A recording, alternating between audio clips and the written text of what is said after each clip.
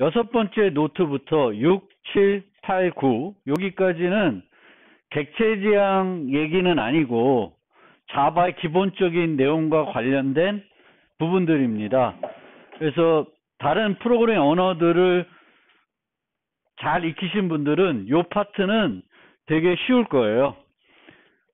원시 타입을 소개할 거고, 다음 챕터에서는 조건문 반복문을 소개할 거고, 그 다음 챕터에는 배열을 소개할 거고, 그 다음에는 문자를 소개할 건데 뭐 크게 어려움은 없을 거예요. 이때 여러분들이 좀 그러니까 그 초점을 어디다 두시면 좋냐면은 기존에 배웠던 언어와 자바가 어떻게 다른지 거기를 조금 유심히 살펴보시면 좋을 것 같습니다. 원시 타입과 관련해서 자바는 기존 언어와 어떤 차이가 있는지, 조건문 반복문과 관련해서 기존 내가 알고 있던 뭐 파이썬이나 C, C++와 어떤 차이가 있는지, 배열에 대해서도 문자에 대해서도 그거를 좀 살펴보면서 6, 7, 8, 9를 학습하시면 좋겠습니다. 자, 원시 타입에 대해서 설명드리겠습니다.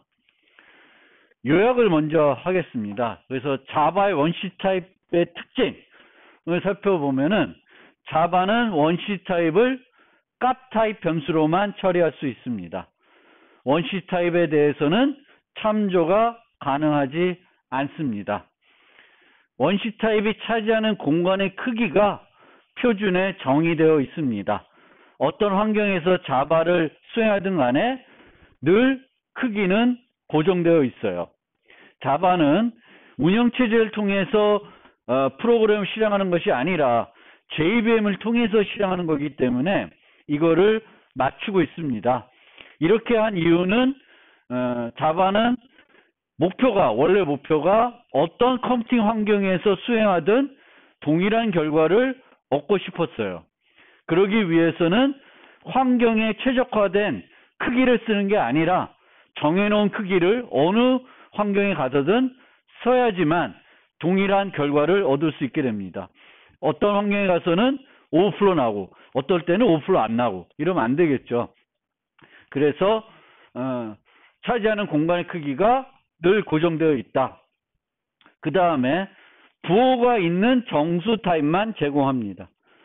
C, C++는 unsigned라는 키워드를 수식해서 정수 타입을 부호가 없는 양의 정수만 유지하는 타입으로 사용할 수 있는데 자바는 그런 게 없습니다.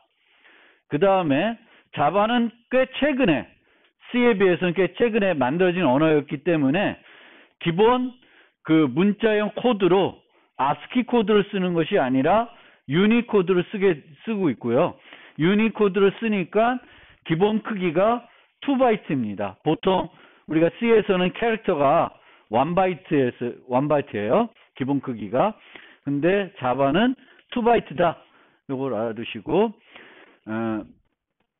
자바에서는 또 그 원시 타입을 제외한 나머지 타입이 모두 객체이기 때문에 원시 타입을 종종 객체 타입으로 바꿔서 사용해야 되는 경우가 있습니다. 필요한 경우가 있고요.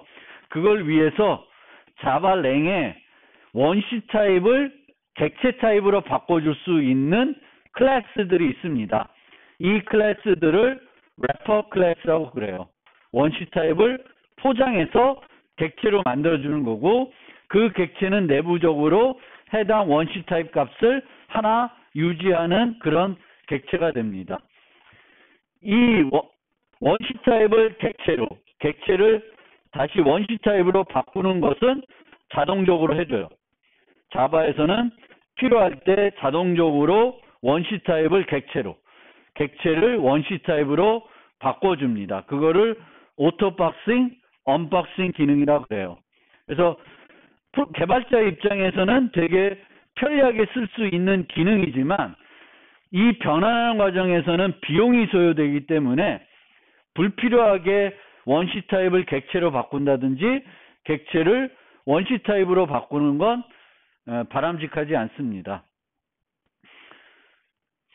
그리고 이들 레퍼 클래스에는 각 원시 타입과 관련된 여러 가지 상수와 유용한 메소드들이 정의가 되어 있습니다. 예를 들어서 정수를 우리가 객체 타입으로 바꾸면 그 객체는 인테저라는 거에 타입이 되는데, 인테저 타입의 객체가 되는데, 거기에 보면은 맥스 밸류라는 상수가 정의되어 있어요.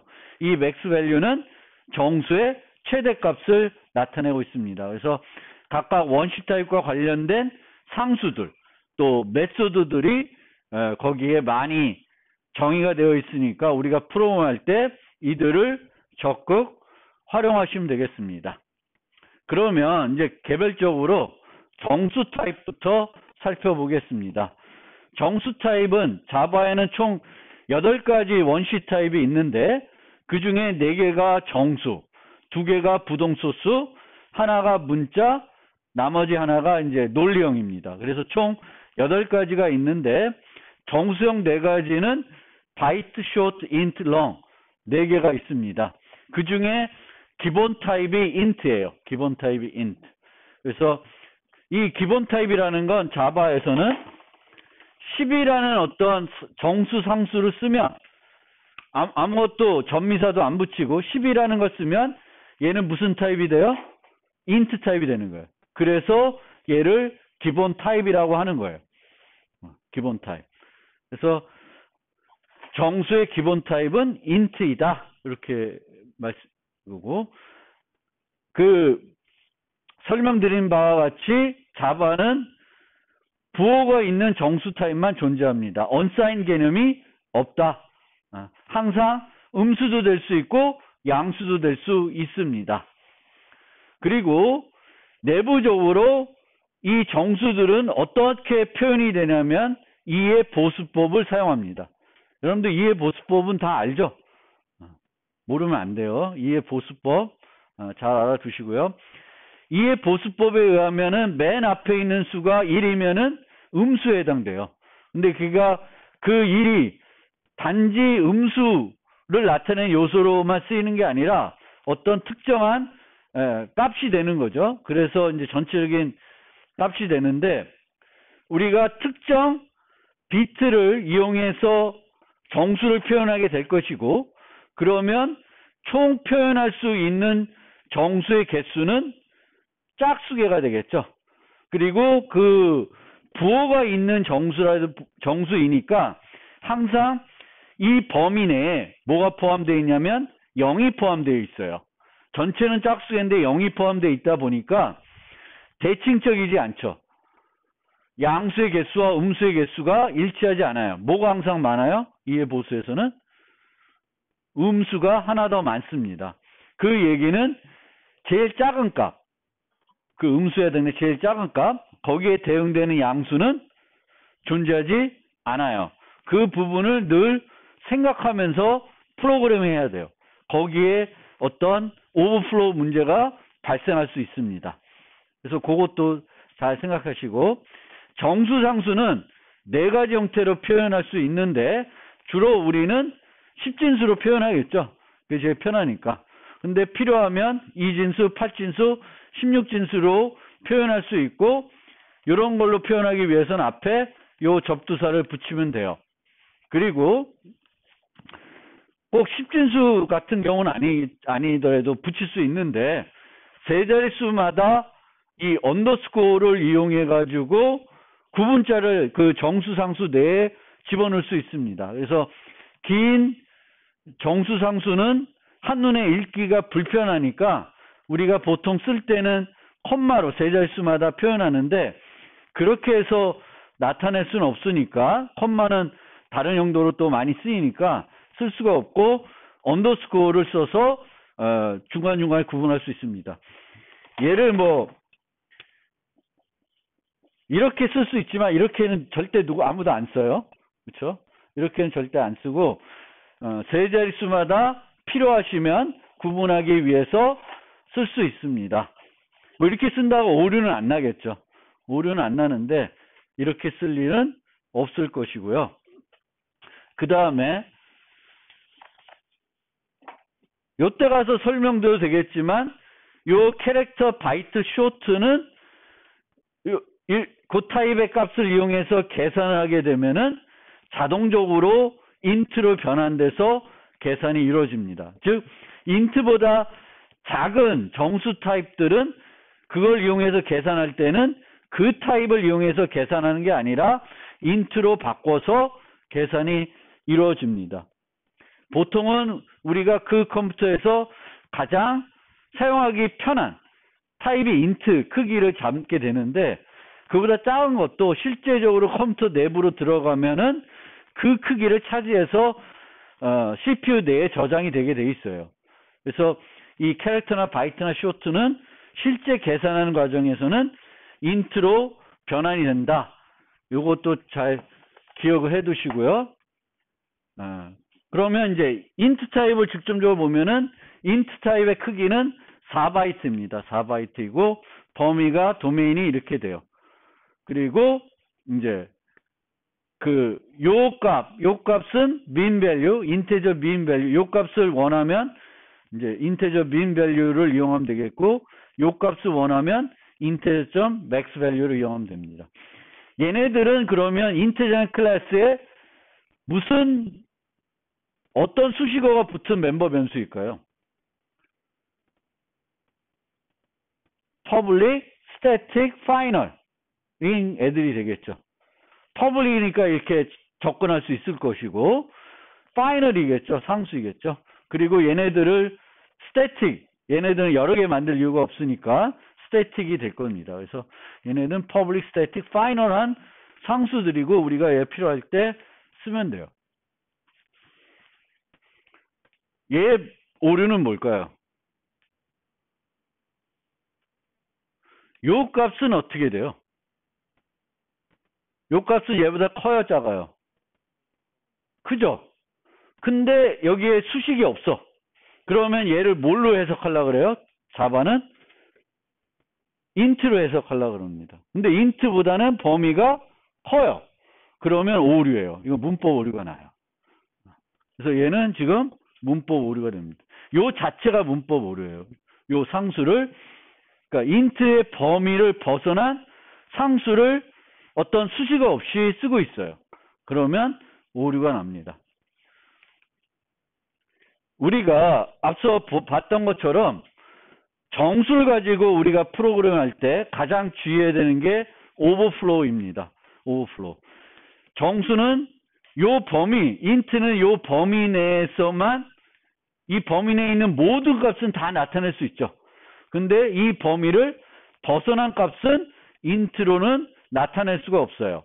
따라서 여러분들이 어떤 계산을 했는데 그 계산 결과가 벗어날 수가 있습니다. 벗어나게 되면은 그 현상을 우리가 오버플로우라고 그래요. 근데 오버플로우는 그 예외 처리할 때 소개한 것처럼 0 나누기 하면 어떻게 돼요? 예외가 발생을 해요. 그리고 그 예외를 안 잡으면 프로그램이 어떻게 돼요? 죽습니다. 그런데 오버플로우가 일어나면 예외는 발생하지 않아요. 프로그램이 안 죽어요. 그런데 프로그램이 안 죽지만 무슨 문제가 생긴 거예요? 오류가 있는 거죠. 그래서 그 논리 오류가 있고, 그 논리 오류 때문에 엉뚱한 동작을 하게 되겠고, 그러니까 프로그램이 죽지는 않지만 오동작을 하게 되는 거예요. 그래서 이 경우도 보면 요 값을 n을 곱했더니 출력을 해보면 내가 기대한 값은 이게 아니겠죠. 근데 이게 발생을 한 거예요. 이게 무슨 현상이에요? 오버플로우가 발생을 한 겁니다. 오버플로우가. 이 경우에는 바이트는 한 바이트예요. 한 바이트고, 한 바이트면 이제 값이 나타날 수 있는 범위는 마이너스 128에서 127까지예요. 마이너스 128에서 127. 근데 여기다가 200을 대입했어요. 그러면 범위를 벗어났죠. 바이트가 수용할 수 없어요. 그러면 문법 오류가 돼요. 얘는 10은 수용할 수 있으니까 문법 오류가 아니에요. 근데 여기서도 여러분들이 잘 생각해야 되는 게 10이라고 이렇게 쓰면은 이 10은 원래 뭘로 해석돼? 정수로 해석되죠. 인트, 그러니까 정수가 아니라 인트로 해석되는 거죠. 인트는 바이트보다 커요. 그러면 이 자체가 오류처럼 느껴질 수 있는데 상수로 썼을 때에는 상수로 쓰게 되면은 이 범위를 수용하면은 에러가 나진 않아요. 에러 나진 않아요. 그런데 요거 봅시다. 요 다음 거. n 곱하기 n을 하게 되면 이 결과값은 얼마가 될까요? n이 10이었어요. 그럼 결과값은 얼마야? 100이죠. 100은 바이트 범위 내에 있어요, 없어요? 범위 내에 들어오죠. 범위가 마이너스 128에서 127까지예요. 그럼 범위 내에 들어와요. 그런데 오류가 나요. 오류가 나는 이유는 뭐냐면 n 곱하기 n 연산을 하고 있죠. 앞에 뭐라 그랬어요? 바이트나 쇼트나 캐릭터를 사칙 연산하게 되면은 걔를 뭘로 바꿔요? 인트로 바꿔서 계산한다고요. 그러면 n 곱하기 n의 결과값은 바이트 타입이 아니라 무슨 타입이야? 인트 타입이에요. 그럼 인트 타입을 바이트에 대입하면 자바는 문법 오류를 줍니다.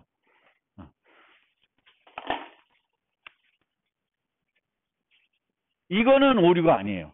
10 곱하기 10 쓰면은 얘는 오류가 안 나요.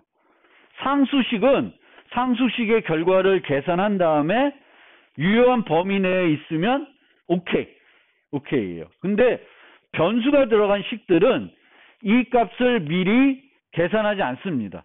이걸 보면은 얘가 100이 될 거를 예측할 수 있어도 그렇게 하지 않아요. 컴파일러는. 변수가 들어가 있으면 무조건 그것의 타입을 보고 결과 타입이 여기에 들어갈 수 있냐 없냐를 보는 거예요. 얘가 더 큰 타입이면은 문법 오류를 주게 됩니다. 이 경우에는 문제가 없이 나와요. 왜냐하면 100이고 100 곱하기 100 하면 얘를 바이트로 계산하는 게 아니라 얘를 뭘로 계산해요? 인트로 계산하기 때문에 얘를 출력하는데 문제가 없는 거죠. 그러니까 이 프린트 ln이 받는 값의 타입은 바이트가 아니라 뭐가 되는 거예요? 인트가 되는 거예요. 인트. 그래서 정수를 이용한 우리가 산술 계산할 때 가장 주의해야 되는 게 오버플로우예요. 그러면 오버플로우를 극복하는 방법은 뭐가 있냐? 범위가 더 큰 타입을 쓰면 돼요. 인트를 쓰는데 오버플로우가 날 것 같다. 그럼 뭘 쓰면 돼? 롱을 쓰면 돼요. 롱이 더 큰 거니까 더 쓰시면 돼요. 아니면 식을 바꿔서 결과를 얻지만 오버플로우는 발생하지 않도록 식을 바꿔서 계산하는 방법이 있습니다. 또 하나의 방법은 자바에서는 빅 인테저라는 클래스를 사용할 수 있는데 얘를 쓰는 게 제일 성능이 나쁘고요. 그 다음 얘가 나빠요. 제일 좋은 건 식을 바꾸는 거예요. 타입을 바꾸지 않고 식을 바꾸는 거예요. 얘를 좀 더 들어보겠습니다. 자, 얘 문제는 얘는 한번 얘기했었나? 얘 문제는 뭐예요? 쟤는 음수면은 양수로 바꿔주는 애예요. 근데 이 int n의 범위는 인테저 min value부터 max value까지죠. 그러면 이 min value부터 max value까지 다 올바르게 동작하냐? 동작 안 해요. 언제 동작 안 해요? 인테저 min value를 주면 얘를 양수로 못 바꿔요. 결과는 그대로 인테저 min value가 나오게 돼요. 이건 왜요? 왜 그래요? 오버플로우가 나기 때문에 그래요. 그래서 얘는 오버플로우가 나는 애구나. 여기다가 내가 인테저 min value를 전달하면 안 되는구나. 이거를 여러분들이 알고 사용을 해야 돼요. 이것 때문에 여기다가 뭐 예외 처리하고 그러진 보통 안 합니다. 안 하더라도 여러분들은 늘 아까도 얘기했듯이 자바는 정수들이 다 부호가 있는 정수이고 이해 보수를 써서 짝수의 음수의 개수가 양수의 개수도 하나 많다. 그래서 그 하나 많은 것 때문에 대칭적이지 않다라는 걸 늘 염두에 두고 사용하시면 되겠고요. 그 다음에 요 코드는 이진 탐색을 하는 코드예요. 이진 탐색.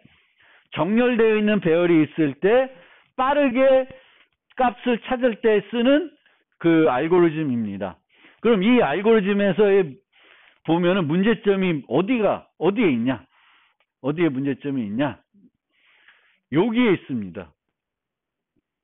여기 보시면 덧셈하는 곳들이 있고 뺄셈하는 것들이 있죠. 근데 이런 것들 마이너스 1 플러스 1이라는 거는 크게 문제는 안 될 거예요. 물론 그 자체도 문제가 될 수 있는데 여기 보면은 로우 더하기 하이 하는 부분이 있어요. 그런데 이 자바에서는 이 배열의 렌스가 즉 용량이 최대 인티저 맥스 밸류까지가 가능해요. 자바는 이 세 개는 인트 타입으로 처리합니다. 그러면 이 로우와 하이가 인티저 맥스 밸류의 반보다 둘 다 커. 그럼 두 개를 더하면은 어떻게 되겠어요? 맥스 밸류보다 커지겠죠. 맥스 밸류가 커지면은 이 값은 무슨 값이 돼? 오버플로우가 돼서 음수가 돼요. 이제 우리가 오버플로우가 되면은 이제 앞에 그게 1이 붙어가지고 오버플로우가 돼요. 그러니까 예를 들면 이거 다 알겠지?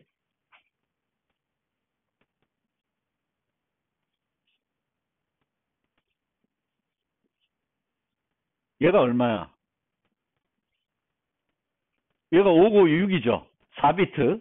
4비트라고 치면. 어? 이해되죠? 근데 이 두 개를 더해. 4비트밖에 없어. 그러면 1, 0, 0, 1이 되죠. 그럼 이 값은 얼마예요? 4비트 2의 보수다. 그러면 얘는 얼마야? 마이너스 7이에요. 이게 1, 2, 4, 8 맞죠? 여기가 1에 해당되는 거, 2에 4에 8에 해당되는 거잖아요. 얘가 1이면은 맨 첫 번째가 1이면 음수예요. 그럼 얘를 8로 해석하는 게 아니라 마이너스 8로 해석해요. 그럼 얘가 마이너스 7이 되는 거예요. 두 개 더 했는데 오버플로우 나니까 이 자체를 그대로 해석하는 거예요. 그대로 해석하면 원래는 양수가 돼야 되는데 8에서 뭐야? 뭐니? 아 이게 여기 아니라 4구나. 죄송합니다. 4에서 원래는 9가 돼야 되는데 9가 안 되고 마이너스 7이 되고 있습니다. 그렇죠? 이게 오버플로우예요. 그래서 요 두 개를 더했는데 오버플로우가 나. 오버플로우 나면은 얘가 음수가 되겠고 음수를 이용해서 리스트를 접근하면 여기서 죽어요. 그러면 얘를 어떻게 바꿔야 되냐? 한 가지 방법은 요 값들 로우, 하이, 미드 값을 롱으로 바꾸는 거예요. 롱. 자바에서 롱은 8바이트예요. 그래서 항상 인트보다는 2배 커. 그래서 문제없이 처리가 될 거예요. 근데 인트를 쓰는 것보다 롱을 쓰게 되면은 성능이 떨어져요. 더 큰, 불필요하게 큰 타입 쓰기 때문에 성능이 떨어져요. 그럼 어떻게 하면 되냐? 식을 이렇게 바꾸면 돼요. 식을 요렇게 요 식을 쓰는 게 아니라 이렇게 쓰는 거예요. 그러면 비슷한 중간값을 주는데 오버플로우는 절대 발생하지 않는 형태의 식이 되는 거예요. 똑같은 용도로 쓸 수 있지만 오버플로우가 발생하지 않게 됩니다.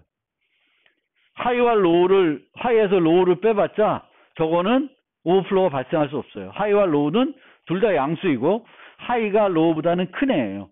그래서 이렇게 쓰면은 이제 오버플로우 걱정 없이 프로그램 할 수 있습니다. 그래서 제가 아까 말씀드린 식을 바꾸어 같은 결과를 얻지만 오버플로우를 발생하지 않도록 한다는 거는 요 예제에서 많이 드러난 예제예요. 그래서 이진 검색을 우리가 구현할 때 이렇게 안 하고 이렇게 많이 합니다. 그래서 요거 알아두시면 좋겠고, 또 만약에 내가 요 두 개를 더하는데 오버플로우가 걱정이 돼서 요걸 검사하고 싶어요. 그럼 이렇게 검사는 못하죠. 오버플로우 나버리면 얘는 음수가 될 것이고 비교하면은 이게 뭐 비교가 안 되는 거죠. 내가 원하는 비교가 안 돼요. 그럼 어떻게 해야 되냐면 이 A 플러스 B를 비교해야 되는 게 아니라 B를 넘겨야 되는 거예요. B나 A를 넘겨가지고 확인을 해봐야 돼요. 두 개 더했을 때 오버플로우 나는지를. 그래서 우리가 사용해야 될 조건식은 이게 아니라 이게 돼야 돼요. 그래서 A 플러스 B를 하기 전에 오버플로우가 나는지 보고 오버플로우 나면 다른 걸 하고 싶다. 그러면 이렇게 해야 된다는 거예요. 또 우리가 어떤 두 개의 값을 비교할 때 요 비교 연산자를 이용하기도 하는데 A-B를 해가지고 비교하고 싶은 경우도 있어요. 비교하는 경우도 있어요. 그래서 양수가 나오냐 0이 되냐 마이너스 1이 나오냐에 따라서 음수가 나오냐에 따라서 A, B 중에 어떤 게 더 큰지 판단할 수도 있거든요. 근데 이 경우도 A, B를 이렇게 빼면 얘는 오버플로우가 날 일이 없죠. 근데 얘는 또 오버플로우가 날 수가 있어요. A는 음수이고 B는 양수인데 매우 커. 그럼 오버플로우 나겠죠. 거꾸로 뭐 여러 가지 오버플로우 날 수 있어요. 그래서 이런 오버플로우가 걱정이 되면은 얘를 이용해 주면 돼요. 얘를 이용하면은 A와 B를 비교하는데 1, 0, 마이너스 1 세 개 중에 하나를 줍니다. 둘이 같으면 0, A가 크면 1, B가 크면 마이너스 1을 줘요. 그래서 비교할 때 A-B를 하고 싶은데 해서 그 결과를 가지고 뭔가 하고 싶은데 오버플로우가 걱정이 될 경우에는 직접 하지 말고 요 인티저에 있는 스태틱 함수인데 compare를 이용하게 되면은 그걸 해줍니다. 그래서 정수를 우리가 가지고 프로그램 할 때는 오버플로우를 항상 걱정하시면 되겠고 long, short, byte가 나머지 정수 타입인데 얘가 8, 2, 1 그래서 1, 2, 4, 8 크기가 그렇게 돼요. byte, short, int, long 그리고 기본이 int예요. 이런 식으로 127 쓰면 얘는 int로 해석이 되는 거예요. 근데 내가 int가 아니라 아까처럼 이렇게 큰 수를 쓰고 싶다. 근데 int보다 넘어. 그러면 여기다 뭘 붙여줘야 돼요? L. 소문자 L이나 대문자 L을 붙여줘요. 그러면 얘가 뭘로 해석이 돼요? long으로 해석이 됩니다. 그래서 L 또는 L을 붙이면 돼요. 그런데 short와 byte는 쓰면서 short나 byte로 인식되게끔 하는 방법은 없어요. 정수로 여기에 127을 쓰면서 또는 10을 쓰면서 얘는 해석을 바이트로 해달라 할 수 있는 방법은 없습니다. 그래서 그럼 바이트와 쇼트가 필요한 거냐? 쓰면은 인트로 바꿔버릴 건데 뭐하러 쓰냐?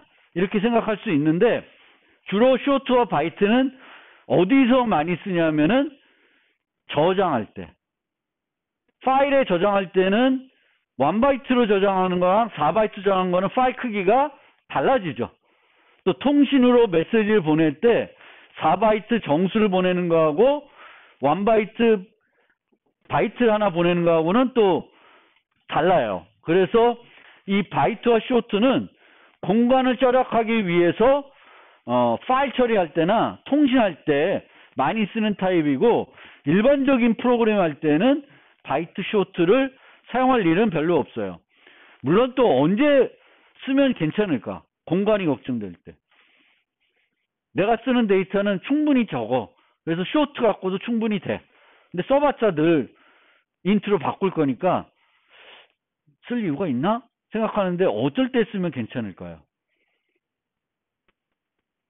파일 처리 말고, 통신 말고 어떨 때 쓰면 또 괜찮을까요? 어떨 때 쓰면 괜찮을까요? 네? 분량은 또 다른 거고. 어떨 때 쓰면 좋냐면은 여러분이 배열을 쓴다. 배열? 그럼 인트 배열이 차지하는 공간과 쇼트 배열이 차지하는 공간은 차이가 크죠. 그러니까 배열을 쓰는데 배열을 제법 큰 용량을 써야 돼. 근데 내가 쓰는 데이터는 쇼트로도 충분해.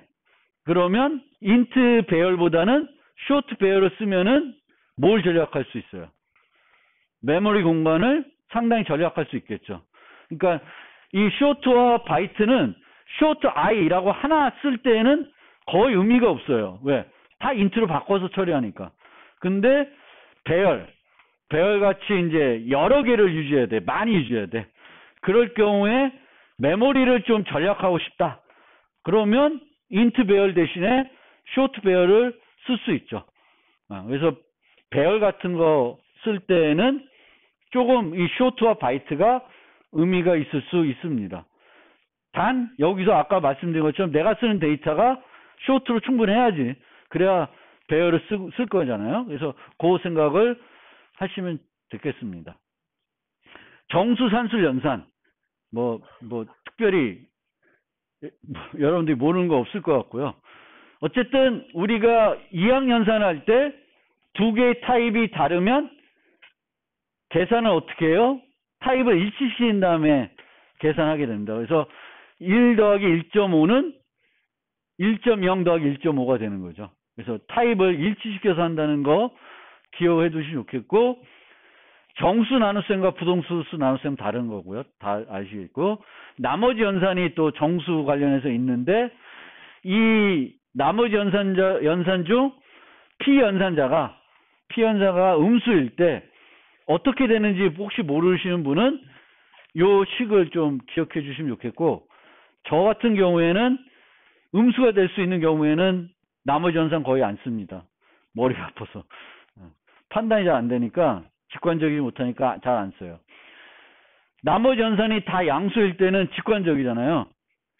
10 모드 3 하면 1 바로 떠오르는데 10 모드 마이너스 3 하면 뭐지? 잘 안 나와요. 그래서 저는 절대 보통 프로그램 할 때 둘 중에 하나가 음수가 될 수 있는 경우에는 나머지 연산을 잘 안 써요. 근데 어쨌든 그럴 경우에도 나머지 연산 어떤 값을 주는 거고, 그 식은 이렇게 돼요. 그러니까 알고 계시면 활용하면 되겠고요. 그 다음에 요 예제가 하나 있는데, 이게 뭐 정수산술에서 왜 나온 예제지? 예. 근데 하여튼 얘가 나온 이유는 우리가 요런 수가 있을 때 디지트가 2를 주면은 2가 여기 3번 나오잖아요. 그래서 3을 주는 거예요. 그러면 얘를 구현하려면 이제 반복문을 이용해서 구현을 하겠죠. 그래서 요 숫자들을 하나씩 얻어내야 돼요. 근데 얻어낼 때 뭘 써요? 나머지 10을 이용하겠죠. 그러면 나머지 10을 하면은 3을 얻어낼 거고, 그 다음에 얘를 나누기 10 하면은 3이 없어질 거고, 다시 또 모두 10 하면 2를 얻을 거예요. 그럼 계속 비교해 주면 돼요. 이 나눴을 때 0이 될 때까지 계속 10으로 나눠주면서 이제 구현하면 되는데, 이제 구현 방법은 그렇고, 여기에 나머지 연산이 들어간다는 것도 여러분들 이해할 수 있는데, 우리가 예외 처리 부분을 좀 생각을 해봤고, 함수를 구현할 때 생각해야 되는 거를 배웠으니까 함수를 구현한다는 측면에서 예를 한번 잠깐 봅시다. 그러면 여기에 인자는 몇 개예요? 2개죠. 그러면 얘의 인자의 유효 범위는 어떻게 될까? 인트 넘버는. 얘는 제한이 필요가 없죠. 그러니까 인테저 민 밸류부터 인테저 맥스 밸류까지 어떤 숫자가 와도 이 함수를 구현하는데 문제는 없어요. 그럼 얘는 문제가 없어. 얘는 어때요? 얘는 뭐만 와야 돼, 여기에? 한 자릿수가 와야 되는 거지. 0부터 9까지만 의미 있습니다. 그러면 0부터 9가 아닌 값이 오면 어떻게 할까? 어떻게 할 수 있어요? 0, 9가 안 오고 55, 53, 14, 이런 값이 왔어. 그럼 이 함수를 어떻게 구현할까요, 여러분 같으면? 두 가지 방법이 있어요. 반환한 값이 요게 나타난 거의 개수잖아요. 그러면 55가 왔어. 그러면 뭘 줘도 상관없을까? 0. 그거 나타나지 않는다고 줘도 논리적으로 문제가 안 되잖아요. 그렇죠? 한 자릿수가 등장을 하면 그 수가 몇 개 등장했는지 계산한 다음에 줘야 되겠지만, 한 자릿수가 아닌 잘못된 값이 왔어. 그러면 결과적으로 내가 뭘 줄 수 있어요? 리턴 0 할 수 있어요. 범위에 벗어나니까. 0을 준다고 해서 논리적으로 틀리지 않아요. 그게 없으니까. 있을 수가 없으니까 0을 줘도 돼요. 그게 한 가지 방법이고. 그러니까 예외 처리하지 않고 0을 주는 거예요. 근데 나는 지금 예외 처리가 그게 문제가 아니라 혹시 내 함수를 쓰는 사람, 내 코드 중에 잘못 프로그래밍해서 0에서 9 사이 수를 줘야 되는데 이상한 수를 주는 애들이 있는지 보고 싶으면 어떻게 해야 돼? 예외 처리하면 되는 거죠. 거기서 수로 illegal argument exception을 발생을 해서 프로그램이 죽도록 만들어 놓으면은 엉뚱한 값이 오는 걸 우리가 발견해낼 수 있고, 그런 엉뚱한 값이 오는 애들의 코드를 보고 그쪽 코드를 수정할 수 있습니다. 그래서 함수를 만들 때 예외 처리를 할까? 아니면 예외 처리하지 않고 어떤 값을 줘서 처리할까? 이 같은 경우에는 0이라는 값을 반환해서도 충분히 논리적으로 문제없이 될 수 있습니다. 그래서 예외 처리와 관련해서는 얘는 요 int 디지트에 대해서는 우리가 범위에 맞는지 봐야 되는 거고, 범위에 안 맞았을 때 우리가 어떻게 할 수 있는지는 두 가지 방법이 있어요. 그 다음에 실제 얘를 구현한다고 생각을 해보면 이제 머릿속 방법은 다 그려졌어요. 반복하면서 모드 10에서 마지막 자릿수를 얻어가지고 그 수와 디지트를 비교한다는 거예요. 비교하는 거예요. 그 다음에는 10으로 나눈 다음에 또 마지막 자리를 얻어와서 하는 거예요. 그런데 아까 이 int 넘버의 범위가 어떻게 된다고 그랬어요? min 밸류에서 max 밸류까지 다 된다 그랬죠. 그러면 음수가 오면 어떻게 될까?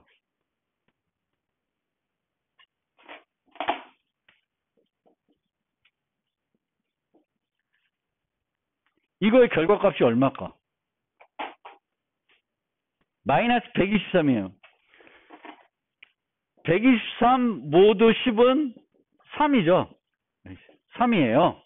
근데 마이너스 123 모드 10 하면은 얼마 주냐면은 마이너스 3이 돼요. 마이너스 3. 그러니까 음수가 오면 얘가 뭐가 나와요? 마이너스 3이 나와요. 그러면 마이너스 3하고 3 비교하면은 틀리다고 하겠지. 맞아야 되는데. 그럼 어떻게 하면 돼? 어떻게 하면 돼? 여기 들어오는 값을 어떻게 하면 돼? 음수이면 양수로 바꿀 수 있죠.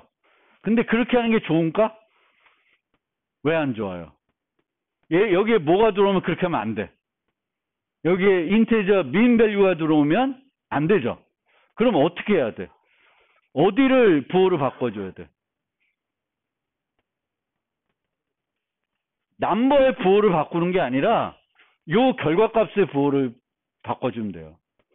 즉 요거의 매스의 ABS 값하고 3을 비교하면 돼요. 디지트를. 그러면 이 경우에는 오버플로우 안 나요. 만약에 여러분들이 여기서 if 넘버가 음수면 넘버 이퀄로 마이너스 넘버 하면은 이거 인티저 min 밸류 주면은 이 함수 동작 안 해요. 근데 이렇게 안 하고 이 비교할 때 요걸로 비교하잖아요. 요거의 절대값을 가지고 비교하잖아요. 그러면 음수가 들어오나 양수가 들어오나 다 문제없이 처리해줘요. 인티저 min 밸류도 다 문제없이 처리해줍니다. 그래서 어디서 그 음수를 처리할지도 중요한 거예요. 그리고 음수를 양수로 바꿔서 처리하려고 할 때도 항상 걱정해야 되는 게 뭐예요? 내 함수에 아니면 내가 처리하는 데이터에 min 밸류가 들어올 수 있는 함수인지를 늘 생각해 주셔야 돼요. 이 함수는 나중에 반복문 할 때 한번 만들어 볼게요. 근데 어쨌든 위치가 중요하다라는 거고요. 난수 발생. 이건 뭐 보세요. 근데 요즘은 얘를 제일 많이 써요. 요걸 이용해서. thread local random.current 요걸 이용해서 어디서든지 이제 랜덤 함수를 불러다가 써요. 그래서 next int 해가지고 쓰면 돼요. 그래서 next int 6 하면은 만들어진 범위가 0에서 5예요. 6은 안 만들어지고 0부터 n-1까지를 만들어줘요. 그러면 주사위를 만들고 싶다. 그럼 플러스 1을 해줘야 되지. 그래서 1부터 6이 되니까. 그거 알아두시면 되겠고, 요거 잘 보세요. 50% 확률로 뭘 하고 싶다. 그럼 어떻게 할 수 있어요? 여기에 next int 2 하면은 요거의 결과값은 뭐야? 0 아니면 1이죠. 요렇게 할 수 있고요. next boolean 요걸 이용할 수 있어요. 그럼 next boolean은 값을 뭘 줄까? true 아니면 false 줘요. 그래서 얘가 true이면 뭐 하고 얘가 false이면 뭐 하면 돼. 그러니까 current.next boolean next int 2보다 요게 더 간편한 방법일 수 있어요. 50%로 어떨 땐 요거 하고 어떨 땐 저거 하고 싶다. 그러면 랜덤한 수를 발생하는데 정수 발생하지 말고 next int가 아니라 next boolean 쓰시면은 next boolean은 true false 중에 하나를 랜덤하게 발생시켜 주니까 걔가 50% 처리할 때는 제일 깔끔한 방법이 되겠습니다. 그 다음에 정수와 관련해서 보통 우리가 그 응용들을 만들 때 저기 밑단에 있는 뭐 인베이드 소프트웨어나 드라이버나 뭐 시스템 소프트웨어 만들지 않는 이상 비트 연산을 직접적으로 여러분들이 사용할 일은 없어요. 근데 어떤 경우에는 실제 우리가 산술 일반적인 사칙 연산보다는 비트 연산이 훨씬 더 효율적인 거예요. 컴퓨터는 비트로 표현되고 있기 때문에 내부적으로 비트 연산을 이용하는 게 훨씬 효과적이에요. 여러분들이 뭐 논리회로 시간에 이런 덧셈 회로나 이런 것도 배우지 않았나? 그렇죠? 배웠겠죠? 근데 그런 것보다 OR나 AND나 이런 게 훨씬 더 효율적으로 구성되어 있어요. 그래서 이제 비트 연산을 간혹 활용하게 되면은 좀 더 내가 해야 될 연산을 효율적으로 수행할 수 있습니다. 그래서 쓸 일 없어서 난 무시하겠다 하지 마시고 비트 연산도 때에 따라서는 활용할 줄 알아야 됩니다. 자, 짝수 판단. 우리가 얘가 짝수인지 홀수인지 판단해라. 그때 우리가 주로 뭘 해요? 나머지 연산을 쓰죠. 그래서 2로 나누어서 나머지가 0이면 짝수이고 1이면 홀수예요. 근데 얘는 동작해요, 안 해요? 올바르게 동작해요, 안 해요? 동작해요, 안 해요? 예. 요 인트의 범위를 생각해 봐요. 이 인트의 범위 어떻게 돼? min 밸류에서 max 밸류예요. 그럼 얘가 마이너스 3이야. 마이너스 3을 2로 모두하면 얼마일까? 또 마이너스 1이에요. 1이 아니에요. 그러니까 C에서는 어떻게 하냐면 return n mod 2 여기서 끝내요. 여기서 끝내면은 n이 양수면 양수인데 홀수다. 그럼 이 값 얼마겠어요? 1이 돼요. 그 다음에 n이 음수야. 음수인데 홀수야. 그러면 mod 2 하면 얼마가 나와요? 마이너스 1이 나와요. 근데 1이든 마이너스 1이든 얘를 불로 바꾸면은 뭐에 해당돼? 다 true예요. 뭐만 false예요? 0만 false예요. 그러니까 C나 C++에서는 이렇게 써도 홀수를 판단하는데 아무 문제 없어. 근데 자바는 이렇게 하면은 에러 나요. 왜냐하면은 불련을 반환해야 되는데 n모드 2의 결과는 뭐야? 정수예요. 자바는 정수를 자동적으로 논리형으로 안 바꿔줘요. C++는 정수를 자동으로 불련으로 바꿔줘요. 이게 왜 필요하냐면 C++는 뭐와 호환이 돼야 돼? C와 호환이 돼야 돼. 근데 C는 시작할 때부터 뭐가 없었어? 얘가 없었어요. 그래서 얘가 들어와서도 옛날과 똑같이 동작이 돼야 돼. 그래서 자동적으로 정수를 불을 정수로 C++로 바꿔줘요. 근데 자바는 안 해. 그러면 이렇게 쓰면은 에러가 나는 거예요. 그런데 얘를 요거는 별로 의미가 없지만 요 코드는 요거 AND 1이에요. 그럼 얘는 음수일 때도 양수일 때도 다 통해요. 얘는 뭐라는 거냐면 AND 하는 거예요. AND 1이라는 건 모두 0이고 맨 마지막만 1이야. 그럼 여기에 무슨 데이터가 있더라도 0으로 AND 시키면 어떻게 돼요? 다 0 되죠. 남는 건 뭐야? 여기 맨 마지막에 있는 값이 1이면 1, 0이면 0이 나와요. 음수일 때도 동작하고 양수일 때도 다 동작을 하는 거예요. 그러니까 이런 차이를, 그러니까 짝수일 때는 문제가 없어요. 짝수일 때는 문제가 없는데 홀수일 때는 n이 음수이면 마이너스 1이 되니까 자바에서는 짝수인지 판단하는, 아니 홀수인지 판단하는 함수를 만들라 그러면 이렇게 만들면 이거 틀린 거예요. 안 돼요. 언제 안 돼? 음수일 때 동작을 안 해요. 근데 얘를 어떻게 바꾼대? AND를 이용하면 돼요. AND. 그리고 AND를 이용할 때 주의할 점은 이 가로가 필요해요. 가로가. 왜냐하면 얘하고 얘의 우선순위 때문에 그래요. 얘가 우선순위가 더 높아. 비교 연산자가 논리 연산자, 비트 연산보다 우선순위가 높아요. 그래서 먼저 가로를 써줘야 돼. 요 가로를 써줘야 돼. 여기서 0x 01 하나 그냥 1 쓰나 차이는 없어요. 둘 다 1이야. 나머지는 다 0인 그런 값이에요. 이렇게 더 많이 써요. 0x 01 안 쓰고. 그래서 비트 연산을 알아두시면 이런 것들처럼 효과적으로 사용할 수 있습니다. 그래서 요거를 기억해 두시고요.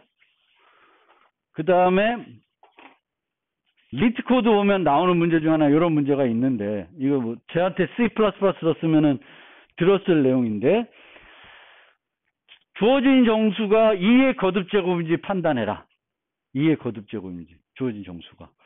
그러면 비트 연산을 생각 안 하면 계속 2로 나눠 볼 거예요. 다 2로 끝까지 나눠 떨어지는지. 중간에 나누다가 2로 안 나눠져. 홀수가 나와. 그러면 2의 거듭제곱이 아니겠죠.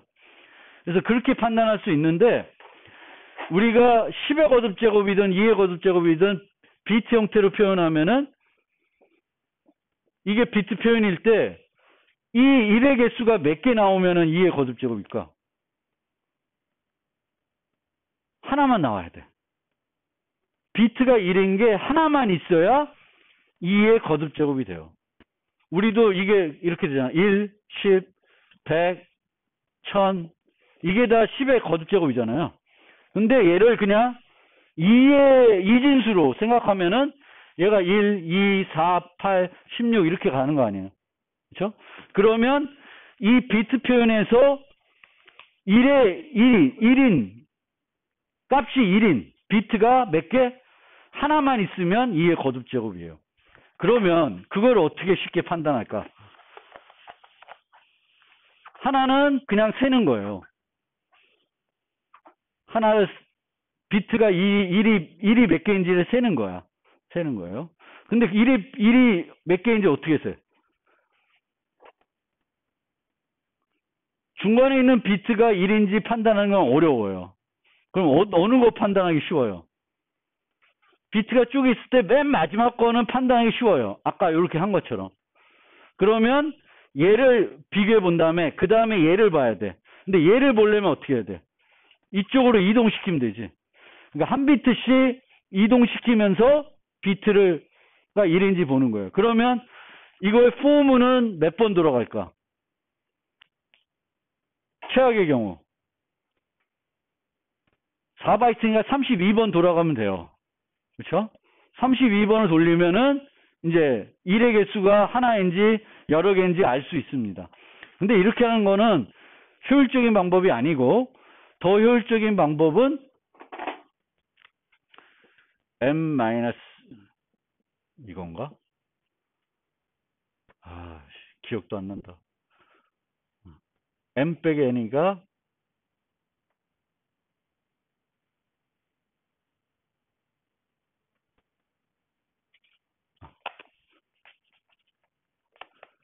요거다. 요걸 보면 돼요. n과 n-를 n됐을 때 0이 되는지 보는 거예요. 0이 되면은 얘가 뭐가 돼? 2의 거듭제곱이 돼요. 왜 그럴까? 왜 그럴까? 자, 2의 거듭제곱이 아니면 1인 비트가 몇 개 있어요? 2개 이상 있는 거죠. 그러면 1이 이렇게 오다 보면은 제일 먼저 1이 여기 있어요. 그 다음에 또 가다 보면 어딘가에 1들이 있는 거예요. 그러면 요 값에서 1을 빼면은 어떠한 모습이 나올까? 얘 위치에 1들이 변할까? 안 변해요. 안 변하고 여기만 얘는 1이 0으로 되고 나머지가 다 1이 돼요.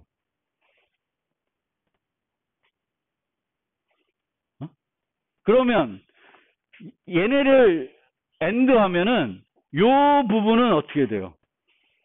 다 0이 되겠죠. 그리고 얘는 그냥 1들이 다 내려올 거예요. 그런데 얘가 2의 거듭제곱이면 요런 1들이 있어 없어? 없죠. 그럼 다 0이야. 그럼 여기도 다 0, 여기도 0이야. 그럼 뭐가 돼? 0이 되는 거예요. 그러니까 이런 문제들은 여러분들이 그 비트 표현, 숫자가 비트로 어떻게 표현되는지를 이해하고 있으면 되게 효율적인 알고리즘들을 찾아낼 수 있어요. 그래서 그거를 요 정수가 2의 거듭제곱인지 판단하는 문제가 그 파워 있어요. 그 리트 코드 가면 있는데 그 문제를 한번 보시면은 이런 비트 연산이 유용하게 쓰일 때가 있다. 일반적인 프로그램 할 때는 별로 안 쓰이는데 그래도 우리가 정수들이 비트로 표현됐을 때 어떤 특성을 갖고 있는지를 우리가 캐치해내면 어떤 연산들은 산수를 연산하는 것보다 또 반복문을 이용해서 뭔가 처리하는 것보다 더 효과적으로 처리할 수 있는 방법들이 존재를 하게 됩니다. 시간이 많이 흘렀네요. 그래서 여기까지 하고 잠깐 쉬겠습니다.